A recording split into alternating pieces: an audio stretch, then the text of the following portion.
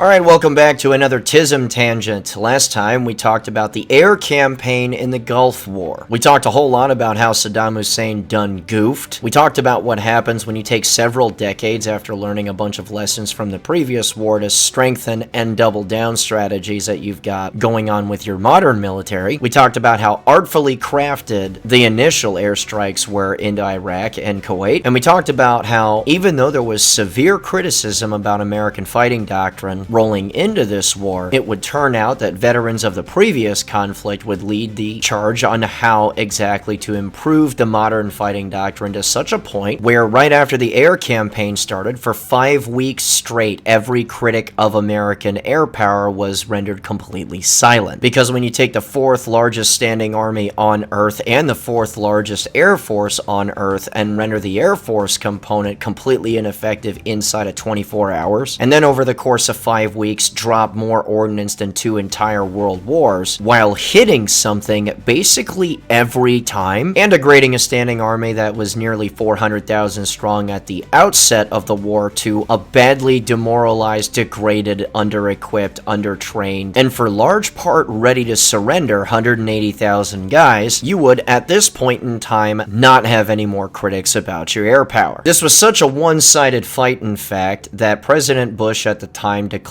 a serious mercy for Saddam Hussein in the form of yet another ultimatum: leave Kuwait by February 23rd at 8 p.m. or face ground invasion. Now, the tactical decision would have in fact been significantly more wise if they just invaded on the ground anyway without saying a word. However, the entire coalition of nations that was a part of this more or less needed the moral high ground on the entire situation. So the simple fact that this fighting took on such a one-sided nature more or less made it start to look as if the coalition is bullying Iraq, which it was, but that was more or less to force a specific action, and that is to leave Kuwait. So, if they could more or less force a surrender without putting guys in danger, that would check all the right moral boxes as well as a tactical and strategic one in addition to all of that. But of course, just like commenters in YouTube videos today, there are still people trying to nuance this and failing to realize that American and European ground power had been upgunned to a similar extent as its air power. There were still quite a few people that believed that once the ground fighting started, this was in fact when we would start to suffer. And ever the intelligent man, Saddam Hussein, also shared this belief. He believed that his ground fighting strategy could in fact still work, and all he needed to do was to get his hands on us. And if we could bring the fight in close to such a point where his dudes could fight back, that's when he could start to bleed us, and that's when we would lose our will to fight. So the date comes, and it goes. And just like the first ultimatum, this wasn't a bluff. The response to this failure to retreat is essentially immediate and overwhelming. One of the big reasons why it's so overwhelming is that individual commands on the ground can't even talk to each other anymore, especially not to higher commands. And considering that the Iraqi army at this point has essentially the same command structure as the old Soviet command structure, no one's moving anywhere because no one's really allowed to have any independent thought or exercise any initiative. What would turn itself into an Achilles heel later on as well is that, much like, again, Soviet warfighting doctrine, the softest units that would occupy the initial defense line separating us from further forces behind those lines, like the Republican Guard, would be essentially the worst quality troops that they have on offer. Now, the idea was to essentially adopt a elastic defense or a castle defense, and that your weaker guys were up front taking the brunts of main assaults, and when those main assaults would begin to penetrate those lines, your mechanized and elite forces are waiting further on behind those lines and then plug the gaps, shuffle the troops in, dig in, prevent further penetration, and force a rout of that particular battle space, allowing you to then respond to follow-up attacks in different spots. And fun fact, this fighting doctrine isn't without its merit. It's how Allied forces were able to defeat Rommel, because he would concentrate a lot of his attacking power into one specific spot, so Allied forces, after having thoroughly enough of this nonsense, would do something very similar. The only difference between them and the Iraqi Iraqis is that the troops that were on the ground and up front were specifically and very well trained on holding back advancing enemy forces so that these reinforcements could in fact come,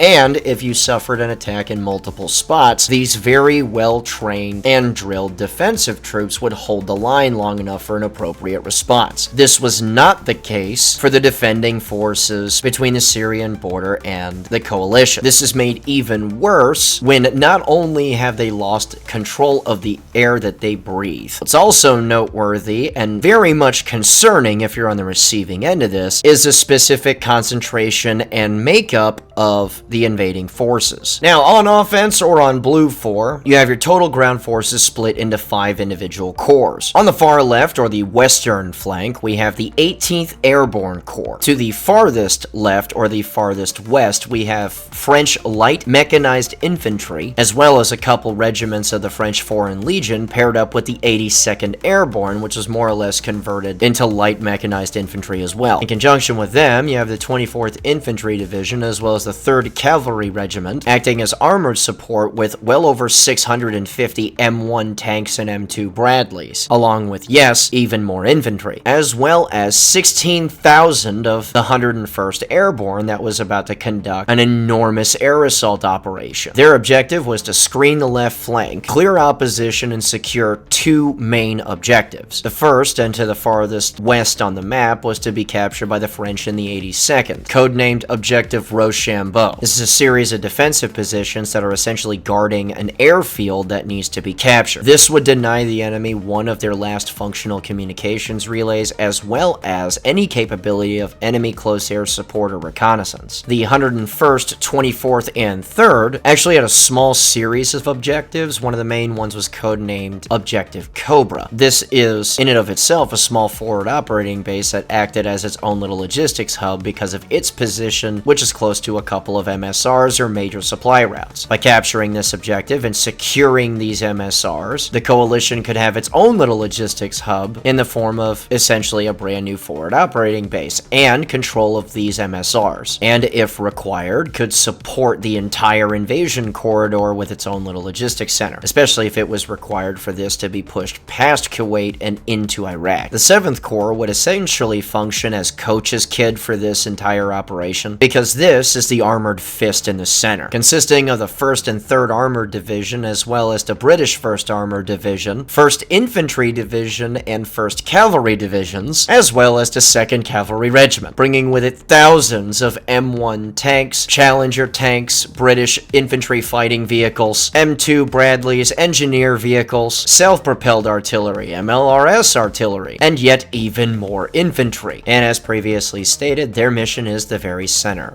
Break the Saddam line in half and go right through them. You also had Joint Forces Command North, which is formed up just east of all the units that I previously listed, made up of mixed mechanized infantry divisions of Egyptian, Syrian, Saudi, and Kuwaiti forces. The Kuwaitis themselves have been specifically tasked with liberating Kuwait City. Further east and toward the coast, you had Marine Central Command, comprised of the 1st and 2nd Marine Divisions. Because they are the Marines, and because they are infinitely and always broke, they are bringing to the table a huge fleet of M60 main battle tanks, as well as combat engineer mine clearing equipment, along with a brigade from the 2nd Armored as a support arm that was essentially going to provide modern tank support. Oh, and I actually forgot about this. To the left-hand side of them is Joint Forces Command East, made up of yet another smattering of Arab forces, including even more Kuwaitis. Now, the Marines themselves have a special mission all their own. Just like the far left flank, the far right flank would have something equally difficult, but altogether different. See, to the west, you just have tons of ground to cover, and if the conditions are made just right, you could also be significantly more exposed in case there's a whole division of Iraqi armor no one can see, which at this point isn't the case, but the fact is that they have to cover a lot of ground in featureless desert and still stay attached to the timeline that was dictated to them. On the far right, and breaking through a large portion of Saddam's line, you have the Marines, who are tasked with penetrating enormous minefields that are more or less fencing off coalition forces from Kuwait City itself and much of the country as far as defensive postures are concerned for the defending forces. Now, this is altogether extremely difficult because to achieve this, the Marines brought with them about 500 combat engineers. Their job was to use a mixture of anti-mining vehicles like older generation Mikliks in combination with M60 tanks that essentially have large plows attached to the front end of them that are going to be used to proof these lanes once they've been blasted by the Miklik vehicles. Now, understanding the sophistication of all of the follow-on forces that is to follow, you have to understand how difficult this is. They are using previous generation equipment to keep up with present generation forces, and they're essentially being asked to do it with 2 sticks and a rock for a whole platoon, as well as cigarettes. Now, on paper, this doesn't sound like a whole lot because it's not, especially for such a harrowing task. But the thing is, and what people don't realize, is that at this point in particular, this is the highest budget that the Marine Corps was ever gonna get. I mean, for Christ's sake, their field gear was even gonna be all the same color, so Uncle Sam's misguided children were not about to suddenly forget that they've been teaching people the world over for quite a few decades at this point that the Japanese were absolutely right. Marines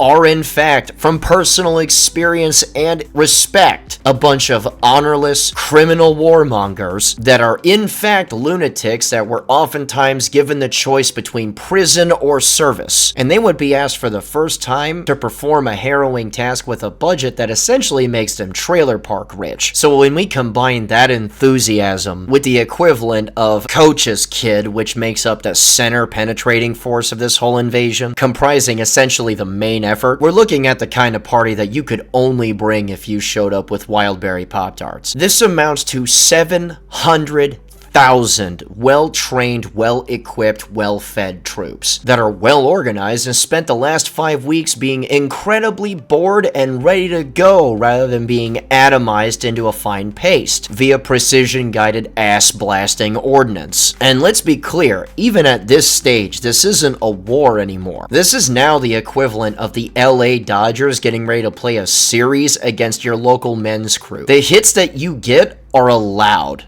They're not earned. So look, this is already over on paper, but some people do in fact need to know exactly how over it really is. So on April 24th at 5:30 a.m., the go order was given, and it was on like Donkey Kong, complete with no shit wrestler entry music playing atop huge speakers on top of M1 Abrams tanks. This actually happened, and nobody knew this more than the rank-and-file Iraqi infantrymen, who, like many rank-and-file infantrymen, have a distinct and sharpened sense for things that are about to get dramatically worse. Because like all line troops, they could more or less see through all the pom-pom you guys are doing great horse shit that people have been feeding them for the last month plus. The entire Iraqi defense strategy was about to get itself put on a dry erase board, and the coalition forces were about to apply the friggin' Windex. And so, Apocalypse Now begins. So, precisely at 5:30 a.m. and when ordered, the left and right flanks, that would be the 1st and 2nd Marines on the right, and the combination of French 82nd, their supporting armor, and the 101st on the left, would all go at the same time. The center was to be delayed for an entire day, considering how long it would take for these objectives to be achieved, with an additional thought in the back of their minds, because very shortly before the go order was given, there was a lot of talk of a combination weather threat. See, the rain was getting ready to come, as it always does for such events, as well as a rather large sandstorm. And of course, not very long after this began, the rain and the sandstorm did in fact come, much more severely in fact, on the western flank. Now, focusing on the 82nd and the French for a minute, they were in fact slowed down considerably. However, anytime that they would meet any sort of resistance, they would lead off with a couple battalions worth of artillery, and then supporting airstrikes that would then cover the mechanized infantry into their assaults.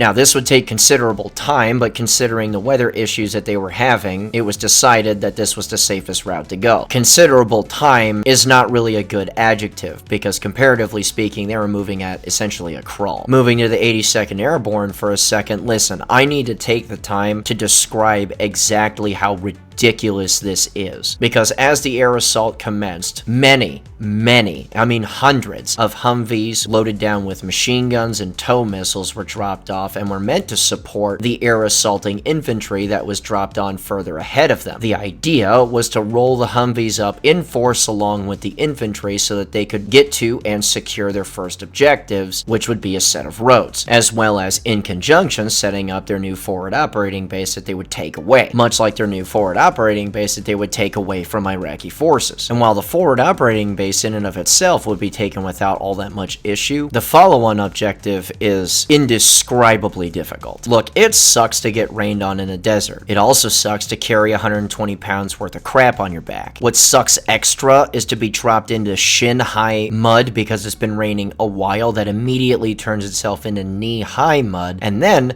be tasked with a mile-long assault to your first objective, beating back enemy forces while carrying said 120 pounds worth of crap on your back, setting up your positions on these roads, finding out that the hundreds of Humvees that were supposed to support you in this assault are suddenly now delayed for the next 24 hours, meaning you gotta handle this on your own with the crap on your back, which is, yet again, digging you into shin-high mud, knee-deep at this point, and still having the focus to get all of this done on time. The simple fact that it only took several hours to go this 1 mile with all this crap on your back and under those conditions is absolutely ridiculous. Look, I do not care how hard you think you are. You could think you're harder than Chinese math. But this was in an era before the adoption of creatine, before testosterone replacement therapy, before readily accepted and for the most part, safe steroids. This was in an era where caffeine, pills, and cigarettes were driving your entire army. In an era where those caffeine pills probably were not even helping out all that much because no one was really forced to list anything on the bottle. Without any of the assistance that modern troops get at their fingertips right now, these guys are asked to do all that stuff. A task like this is thankless. A task like this never gets talked about, and it's an extreme injustice because all of this put together makes for a feat of arms that is nothing less than legendary if you never even had to fire a shot, and these guys did. So that is absolutely ridiculous. Overall, though, the left-hand flank would be moving at what only could be described as pitifully slow, even if they were achieving their objectives. This was starting to cause a couple of eyebrow lifts and concerns from Central Command, because the Marines, meanwhile, are developing a completely new problem on the exact opposite side of the house. The Marines, who are feeling trailer park rich at this point, are advancing so fast and are encountering so little resistance while pushing through their objectives that they are actually outpacing the timetable of the entire invasion. They're not just through the first set of minefields incredibly early, but they're now through a whole new second set of minefields that they weren't supposed to be through for another 12 hours. Now, the issue that this creates is that if they overextend,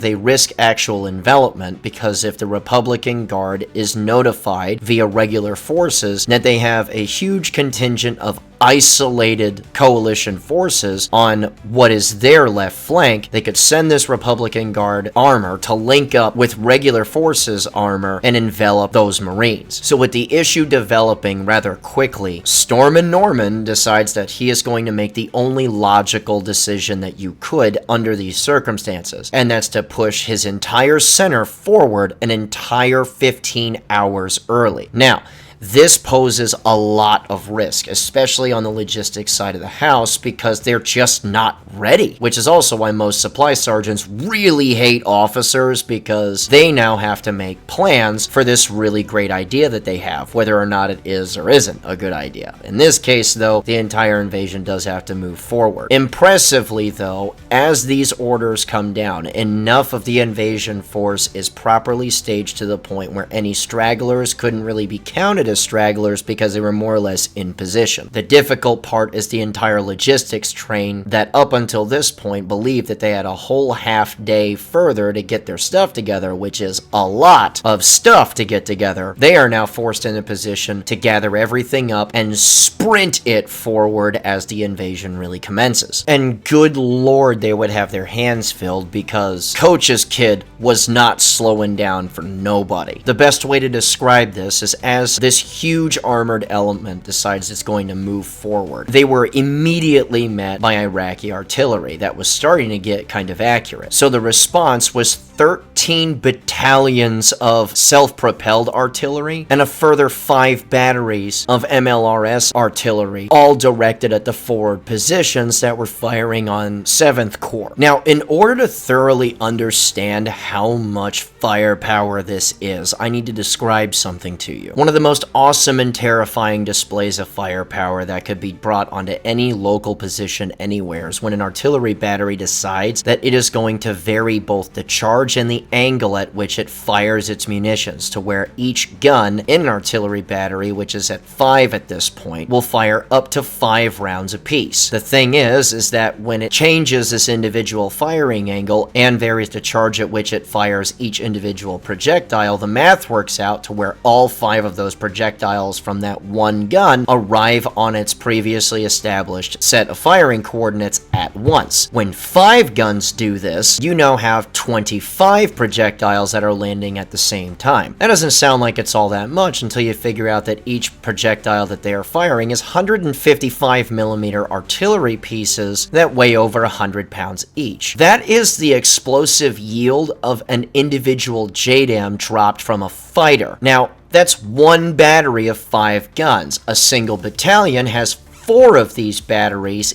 each. When 13 battalions of self-propelled artillery decide to fire on you with a 5 further batteries of MLRS, which stands for multiple launch rocket systems, of which are firing anti-infantry cluster munitions amidst the standard exploding stuff, the anti-infantry cluster munition stuff, the multi-purpose armor-piercing cluster munition stuff is all fired all at once. You now have the equivalent of a localized apocalypse, only now it's all directed at a single individual defensive front. If it's accurate, and it was, you just do not have a response to that. Your only real response is to die. And at this point, you may or may not have completely forgotten about the United States Air Force that was loitering the entire time. Well, we sure didn't, because every 7 minutes, a pair of multi-role or attack craft would fly over these positions and drop bombs on the next nearest shiny thing that looked remotely threatening to coalition forces. And if your response to that was, Jesus Christ, could you imagine what the response was from the Iraqi infantry? Well, their response was nothing short of, Jesus Christ, please get here, because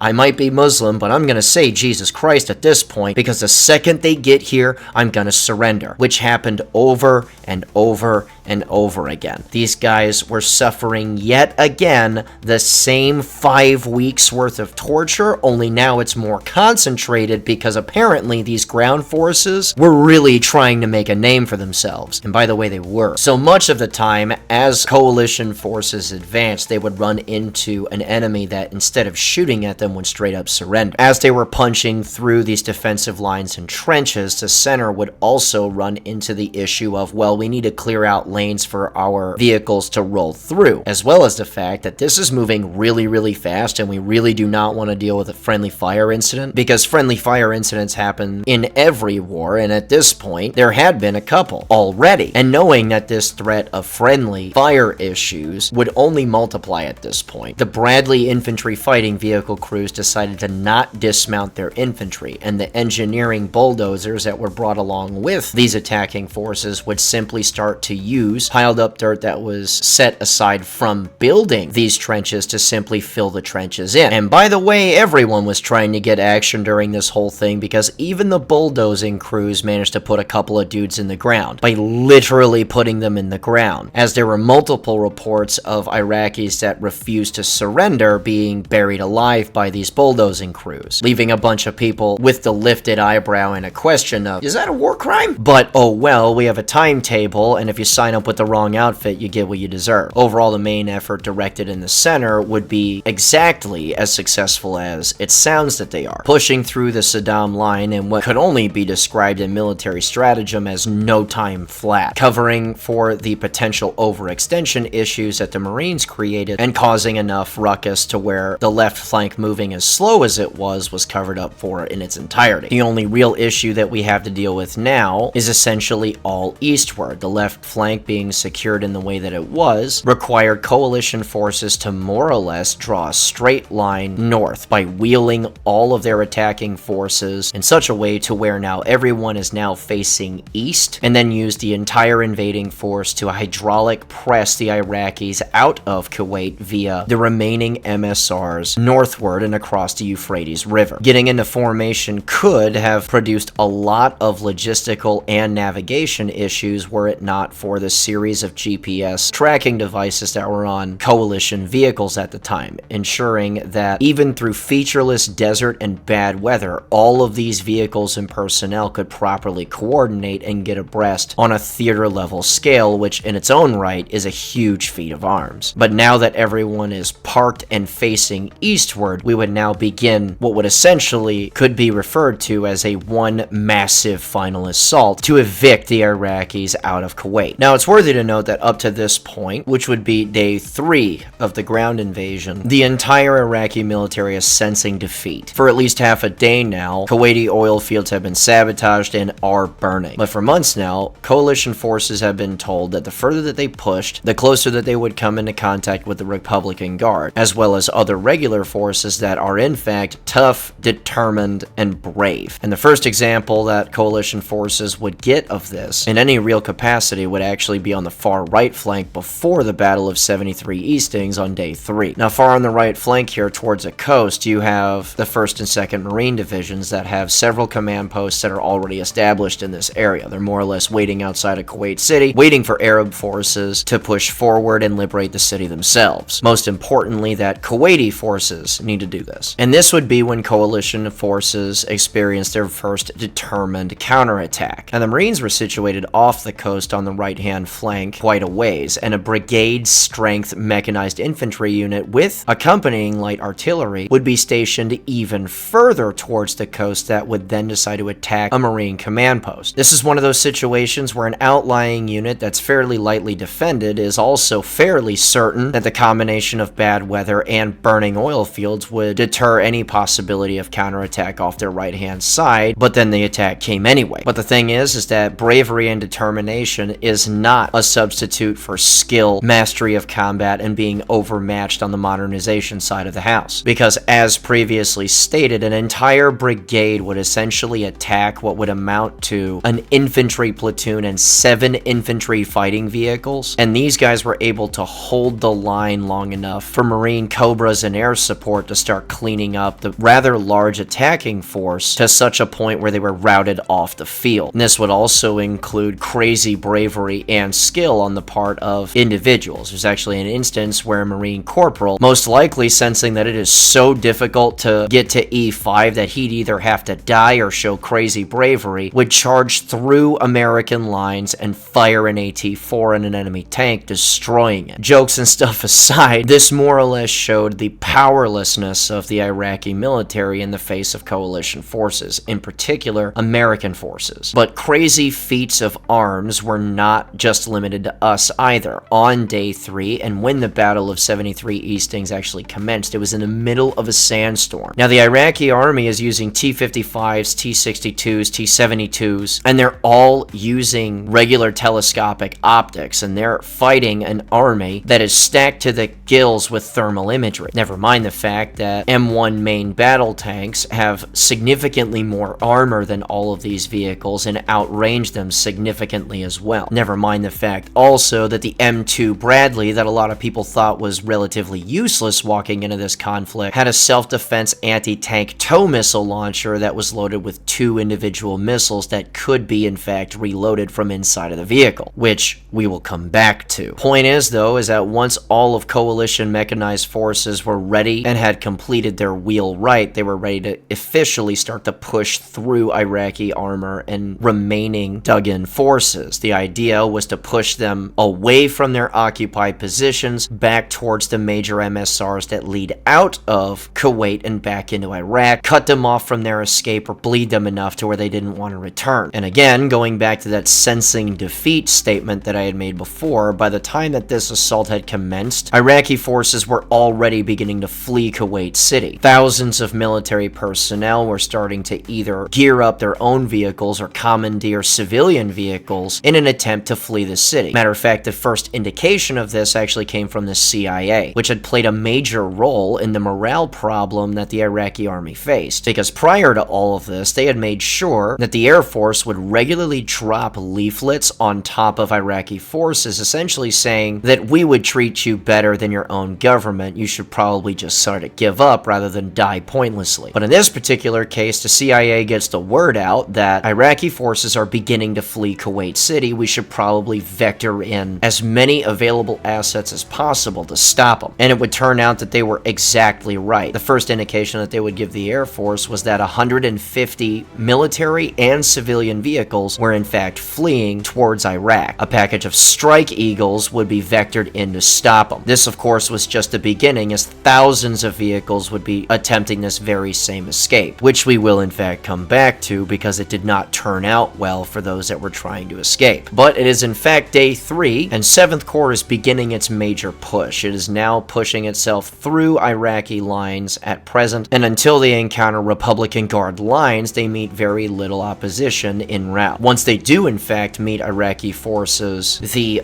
battle that unfolded was an exercise in simply sweeping people aside that were enthusiastic and ready to fight, but entirely outmatched. So much so that in the initial stages of this assault, the advanced units of this 7th Corps push were actually ordered not to get into any protracted fights with guys, because the standing order at the time was that lead elements should get into contact but then wait for follow-on forces so that everyone can attack them all at once. The lead elements of which would find Iraqi forces in such an exploitable position that they straight up ignored their orders not to get into any decisive engagement, seize the initiative, take an entire brigade of Republican Guard armored assets, and simply shove them into the neutralized bin. This attack, in fact, would roll them up so fast that their reserve company of tanks that were held in the rear to cover penetrations in their lines would be destroyed in park, meaning once the attack started, they never even got the chance to get into their tanks and power up. And realistically speaking, although the advance would be relatively slow, the combat in and of itself would be rather quick, because these results would play out similarly everywhere, and in fact, on the fly, coalition forces would get significantly better at the whole turning you into a turkey shoot bit. Because on the following day, we would have ourselves the Battle of Medina Ridge. Now, this isn't talked about anywhere near as much as the Battle of 73 Eastings, most likely, I would assume, because it went so badly for Iraqi forces, in which a war that was already going really badly for them, that the vast majority of coalition vehicles that were doing the shooting part didn't even really move. Because here's how this played out. At the crest of a hill that would be named Medina Ridge, you have what essentially would be an assembly point for coalition vehicles. Downslope and eastward of this hill would be Iraqi lines. Now, they have their sights trained on this ridge. They were dug in and prepared to fight. The issue with this is that, unbeknownst to them, they had not confirmed the range of their guns, and the ridge itself was out of range of theirs and in the range of coalition forces. Making this 15 times worse, Iraqi artillery was pre-sighted significantly further rearward than the ridge, so that any support that they would bring down on this particular position would be completely ineffective and miss. So once coalition forces pulled up on this particular ridge, sighted in and ranged the Iraqi forces, they discovered right away that they actually wouldn't fire the first shot. The Iraqis would, which would suggest that they have prepared positions and they were waiting for this fight the entire time. But after ranging Iraqi forces and figuring finding out that all of their rounds were going to end up short, all coalition forces would pull up on this ridge, sight in any viable targets, and then just start beating the brakes off of them. Iraqi forces the entire time would sit there helplessly getting absolutely smashed by Abrams and Challenger type vehicles until they began to advance yet again, mopping up what was left of the enemy positions over a front that would span miles southward. Interesting to note as well is that even the infantry fighting vehicles were getting a whole lot of action in the middle of all this too. These advances were so damn swift, and the overrunning of enemy positions was so violent that the Bradleys themselves would find themselves in anti-tank combat so often that the confirmed reports of enemy tank kills would actually put the higher number of them in the hands of infantry fighting vehicles, not tanks. In the midst of all this also, other accolades will be handed out to the English, because with a combination of straight shooting and excellent optics, a British Challenger 1 would score the longest range anti-tank kill of all time on an Iraqi T-55 at 5,100 meters. So at a distance longer than that of a Marine Corps run during a PT test, this Challenger would knock out an enemy tank. Now, this kill would be achieved during the Battle of 73 Easting, but that's the thing. All this is an enormous example of overmatch incarnate. Because when even the infantry fighting vehicles are smoking your main battle tanks, you have a real serious problem and probably shouldn't have picked the fight in the first place. And as previously stated, all this would really amount to is an enormous hydraulic press that would then start to vent Iraqis out of the northern portion of Kuwait into Iraq, of which coalition air power would take immediate notice. Now, post these two major battles, the Iraqi military as a whole is in full retreat, and a lot of it really started prior to this in the first place, with invading coalition forces now focusing on enveloping enemy concentrations that are still active, cutting off retreats and the like, as well as beating the brakes off of two major MSRs that the Iraqi military has been using military and civilian vehicles to flee on, one of which is given the nickname the Highway of Death, because turns out if there are not a whole lot of roads that lead across the Euphrates River and you used it to invade a country, you're probably a supremely inviting target. Now, there's a lot of speculation as to why it is that coalition forces didn't invade Iraq itself, and I believe that a lot of it has to do with that moral high ground that we brought up previously. Now, the main objective here was to evict Iraq from Kuwait, and that mission was accomplished, and considering the size of the invading force, both when they were invaders and then defenders, was quite considerable. This was accomplished swiftly. And of course, these two major MSRs that are getting the brakes beaten off them doesn't really conjure a lot of good press when suddenly now the Iraqi army is a whole bunch of dudes that can no longer defend themselves that are being transformed into metallic jigsaw puzzles. A lot of times that doesn't really give you a whole lot of updoots in the international community. So by the end of the 5th day, an end to hostilities would be brokered, and that would officially end Desert Storm. And once the numbers were tallied together, the difference in performance between the two militaries would become even more apparent than they already were. Starting with the coalition casualty figures, which are much easier to work out because they are in fact exact. The only casualties as far as killed actually come from the United Kingdom and us, with a small smattering of wounded from other participating nations within the coalition. What this turns into is 345 killed and another 1,000 wounded. And what's interesting to note about this, the casualty figures were so low that the friendly fire deaths between coalition forces is actually a considerable portion of the overall count as far as those who have been killed. Now,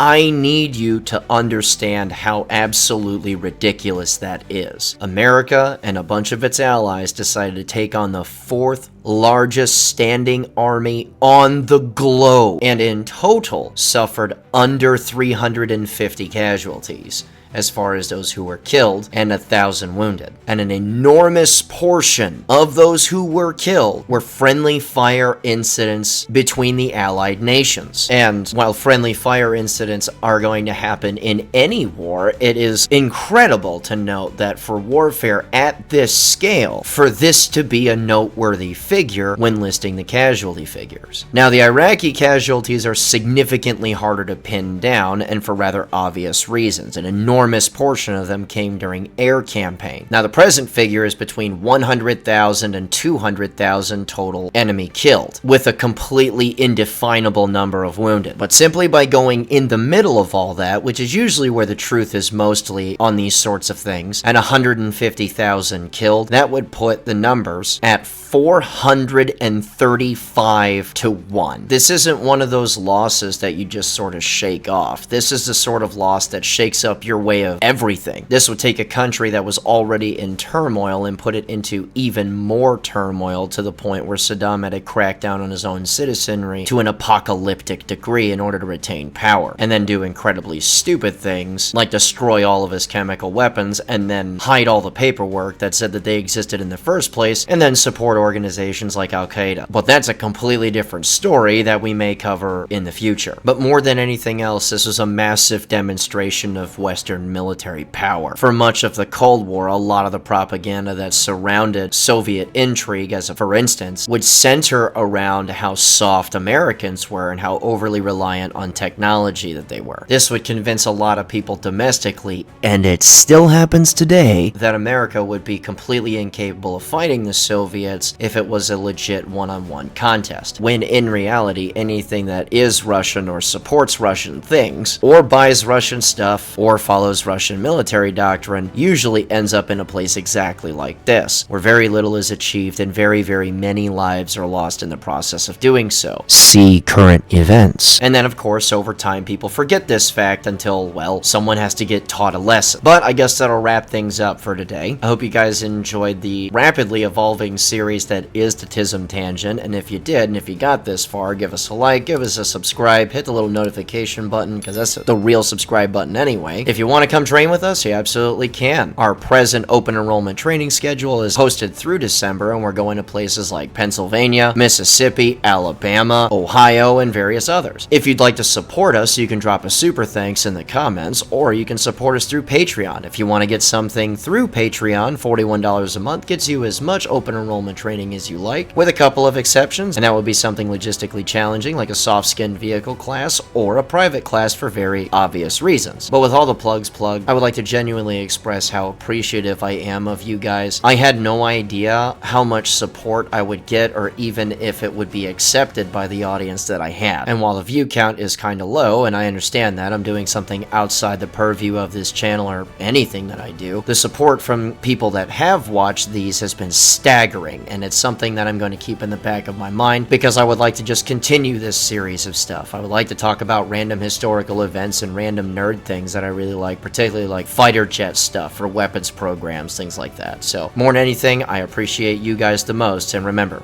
a regular guy's firearm is the last defense against tyranny. Be easy.